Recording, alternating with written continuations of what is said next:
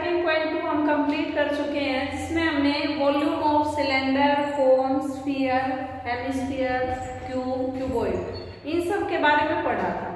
अभी 13.3 में हम सीखेंगे कन्वर्जन ऑफ शेप।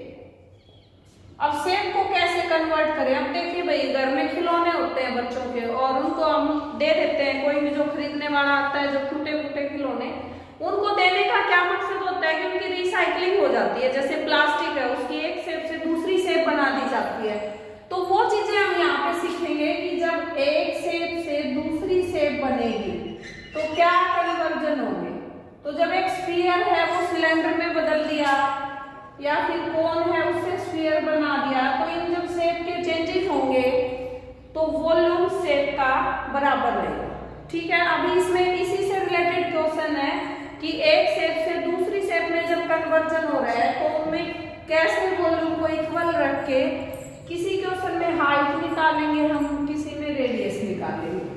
अब देखिए, जैसे फर्स्ट क्वेश्चन गिवन है हमें, ए metallic sphere of radius 4.2 centimeter is melted and recast into the shape of a cylinder of radius 6 centimeter। एक स्फीयर को मेल्ट किया और एक सिलेंडर था जिसका रेडियस था 6 सेंटीमीटर, उसमें कन्वर्ट किया और फिर पूछता है what is the height of the cylinder. Height of the cylinder हमें बतानी है। तो यहाँ से देखिए भाई, क्या है हमारे पास, एक स्फीयर है जिसको मेल्ट किया गया और उससे क्या बनाया गया, सिलेंडर। तो इन क्वेश्चंस में खास बात क्या रहेगी कि दोनों शेप का वॉल्यूम इक्वल आएगा। Volume of cylinder equals to volume of sphere. अब सिलेंडर का volume pi R square H और स्फीयर का वॉल्यूम 4/3 पाई आर क्यूब। आर जब दोनों के दे रखे हैं तो उसमें कैपिटल और स्मॉल करके थोड़ा सा डिफरेंस कर दीजिए। पाई से पाई कैंसिल हो जाएगा, आर स्क्वायर 6 × 6 × h 4/3 × 4.2 × 4.2 × 4.2। कैलकुलेशन को लॉन्ग ना करें, जो कैंसिल होता है उसको कैंसिल करें पहले, क्योंकि बहुत ज्यादा लंबी कैलकुलेशन अगर करेंगे तो उसमें दिक्कत रहेगी और आंसर नहीं आ पाएगा।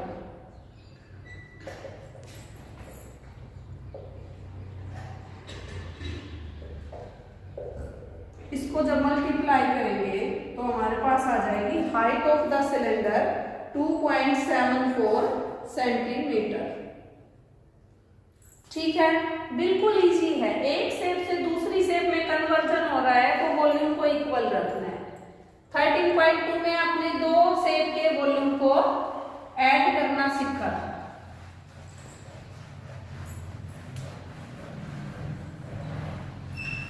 अभी देखिए सेकंड क्वेश्चन में कहता है metallic sphere of radius 6 centimetre, 8 centimetre and 10 centimetre respectively are melted to form a single sphere. Find the radius of the resulting sphere. Radius of sphere 1 R1 6 centimeter, sphere 2 8 centimeter, sphere 3 10 centimeter. अब यहां से क्या हो जाएगा भाई, volume of resulting sphere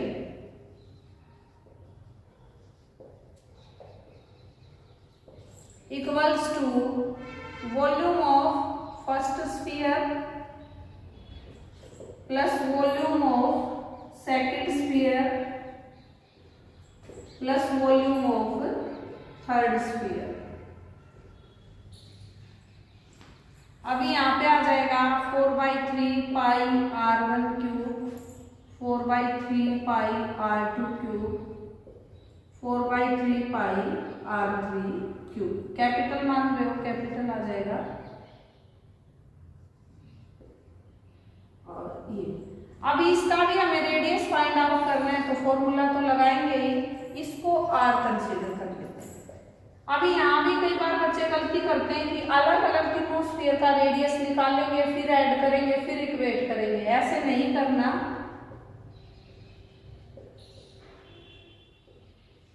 ये आ जाएगा और ये हो गया 4/3 पाई r क्यूब। तो यहाँ से r क्यूब आ गया, r1 cube plus r2 cube plus r3 cube, 6 cube plus 8 cube plus 10 cube. ये क्यूब आपको याद होने चाहिए 10 तक, 1728 आएगा। और जब इसका क्यूब रूट करेंगे तो ये आ जाएगा हमारे पास 12 सेंटीमीटर। तो रेडियस ऑफ रिजल्टिंग स्फीयर कितना आ गया, 12 सेंटीमीटर आ गया, है ना। बिल्कुल इजी। लेकिन इजी तब है जब हम इसमें कॉमन ले रहे हैं। जो कॉमन आता है उसको अगर कॉमन ले रहे हो तो क्वेश्चंस को इजी कह सकते हैं, अदरवाइज बहुत लॉन्ग कैलकुलेशंस हो जाएंगी और फिर ये टॉपिक टफ लग सकता है। अब इसमें देखिए question number 3। A 20 meter deep well with diameter 7 meter। तो वेल है वो सिलेंड्रिकल फॉर्म में होता है 20 मीटर और इसका डायमीटर दिया 7 metre. Each dug and earth from digging it evenly spread out to form a platform। देखो भाई पहले जो गांव वगैरह में होते थे वेल्स, उनके चारों तरफ चबूतरे बनाए जाते थे और इसमें इसने इस शेप में बनाया है, जिसमें कि हमें दिया इसने breadth and height, length and breadth, height of the platform बतानी। Length 22 metre, breadth 14 metre, height of the platform find out करनी। अब इसमें क्या है, जितनी मिट्टी इस वेल को खोदने में निकली थी उस सभी से बना दिया गया है ये प्लेटफॉर्म। तो यहां से आ जाएगा volume of platform equals to volume of well. जो वेल से मिट्टी निकली जिसका जो वॉल्यूम था वो हो जाएगा, हमारा प्लेटफॉर्म क्यूबॉइड है और ये क्या है, सिलेंड्रिकल। तो यहां से LBH निकालो, H हमें पता नहीं है, इसको कैपिटल H ले लो, कंफ्यूजन ना हो इसलिए।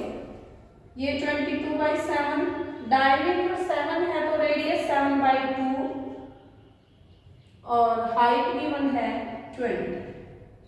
जो कैंसिल हो रहा है उसको कैंसिल करें।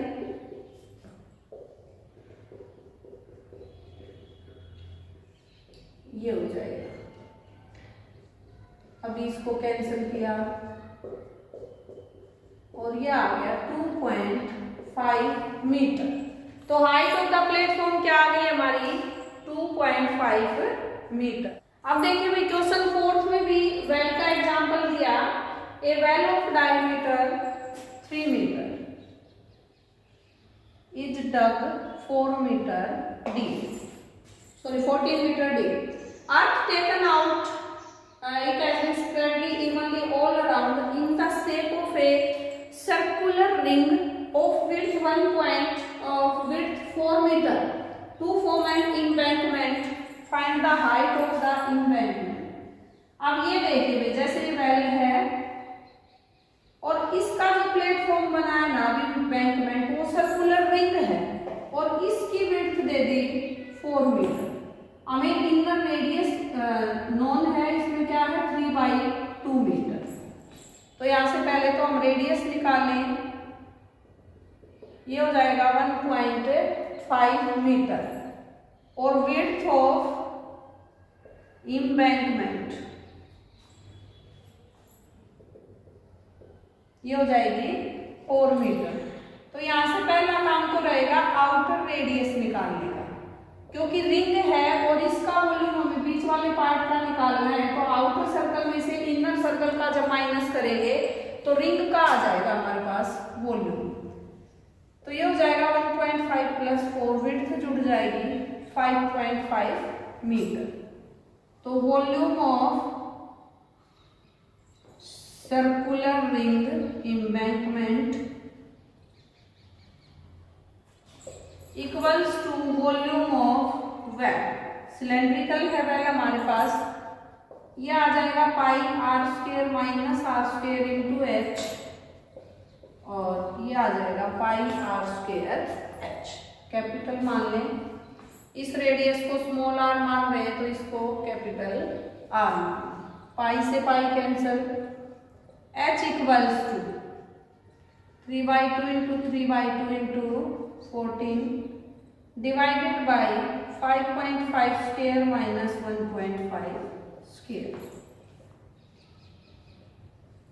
9 ये थी भाई, ये 2 नीचे आ जाएगा, और ये 5.5 माइनस 1.5, 5.5 प्लस 1.5 कीजिए, 9 इंटू 7/2, और ये 4 आया, और ये हमारे पास क्या आ जाएगा 7, 7 से 7 कैंसल, 9/8, 1.125 मीटर। ये आ गई हाइट ऑफ द इम्बैंकमेंट।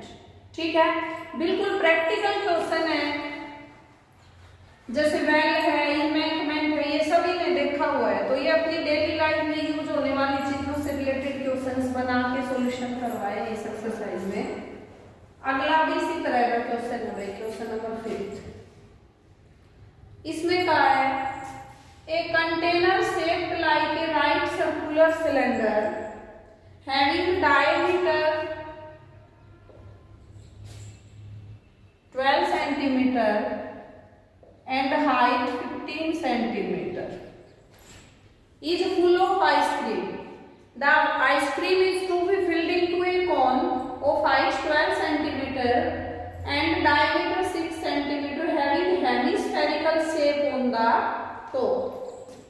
तो अब ये इसके अंदर आ जाएगा cone radius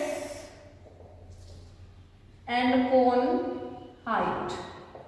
अब इसमें गिवन है हमें हाइट 12 सेंटीमीटर है, इसका डायमीटर 6 है, तो रेडियस आ जाएगा 3 सेंटीमीटर। अब कोन की शेप ये होती है, सॉरी आइसक्रीम की कोनिकल, उसके ऊपर जो टॉप बनती है वो क्या बनती है हेमिस्फेरिकल। अब इसमें हमें निकालनी है नंबर ऑफ आइसक्रीम, तो ऑब्वियस सी बात है जो सिलेंड्रिकल पार्ट में है उसमें से जितने कोन भरे जाएंगे उतनी तो नंबर ऑफ आइसक्रीम होंगे हमारे पास। तो ये आ जाएगा वॉल्यूम ऑफ सिलेंड्रिकल कंटेनर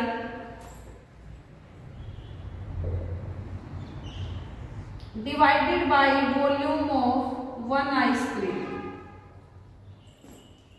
अब ये पाई आर स्क्वायर एच कैपिटल लिख लें, इसको स्मॉल ना लिख के। अब यहाँ पे देखो volume of cone plus volume of hemisphere लेना होगा हमें।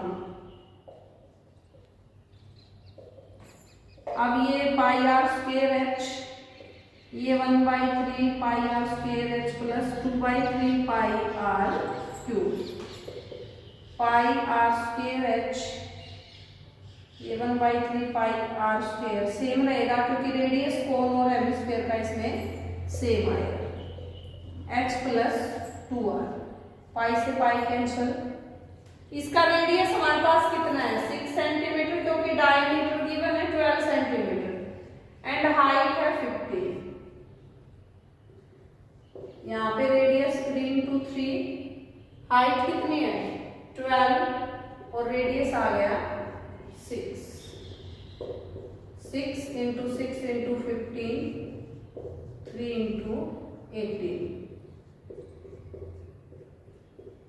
कैलकुलेशंस को अगर मल्टीप्लाई करके करेंगे तो समझ आना मुश्किल हो जाएगा कि आंसर कैसे निकालें। अब इसमें जब इसको स्प्लिट फॉर्म में छोड़ दिया हमने फैक्टर्स की फॉर्म में, तो बिल्कुल इजी कैलकुलेशन हो गई है और ये आपका आ गया आंसर। ठीक है, बाकी क्वेश्चंस करते हैं नेक्स्ट वीडियो में, तब तक इन क्वेश्चंस की कीजिए अच्छी प्रैक्टिस।